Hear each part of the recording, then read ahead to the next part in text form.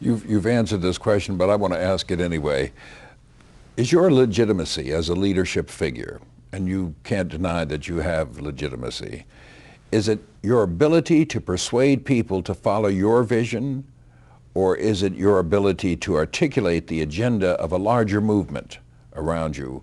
Or could it be both these things? It is both those things built on substantive accomplishment. Okay, so that if you can articulate it, get people to believe it, get them to follow it, and then take them to your place where they see that when you talk about housing and schools and the product actually speaks for you, which is why I don't worry about celebrity, because the product does the speaking. When the product does the speaking, people keep coming back to that because it is not a jumping from issue to issue or event to event, because there are some events that have brought about a change that are going to be in place for the next 100 years. So that when you begin to point to what I call the visible evidence of the manifestation of God's move in that leadership, then people have to say there is something to this.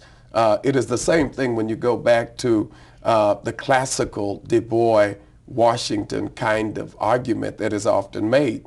And I tell people Du Bois was great in terms of articulating and bringing us to a level of awareness and understanding about a need to have an appreciation for those who succeed, those who have abilities, some natural, some acquired. But when every time a child graduates from Tuskegee Institute 100 years later, it also says that Booker T was equally correct. Two different models heading what appeared to be in conflicting directions, but both of them had an emphasis on the ultimate education of people. And so I think we get so caught up in it having to be one way or another that we don't understand that different people go different ways about trying to accomplish the same goals.